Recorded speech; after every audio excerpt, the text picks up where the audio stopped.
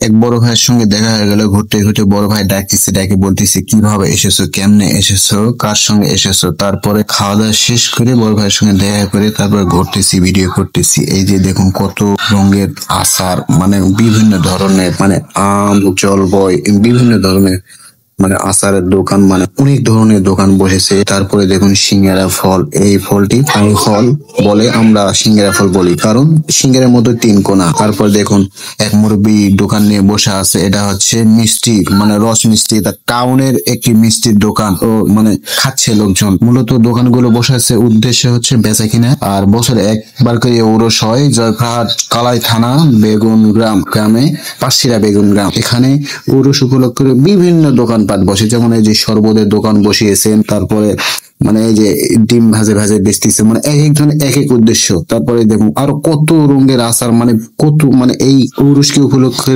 দোকান দেয়। এখানে হাজার হাজার লোক আসে রে ভাই। আমি তো যাই নাই কোনোদিন, এবার গেছিলাম, এই ভিডিওর মাধ্যমে আপনাদের দেখানোর চেষ্টা করেছি। তারপর আরো দেখাবো ভিডিও আপনাদের। রাতের সিন্নি খিলায় ক্ষীর, এই ক্ষীরটা যাই যতগুলো প্লেট বিছায় সেই ততগুলো প্লেটই দেয় ক্ষীর।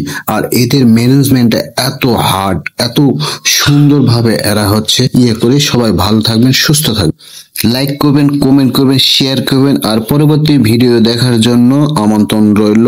পরবর্তী রাতের ভিডিও দেখাবো আপনাদের। সবাইকে ধন্যবাদ, সবাই ভালো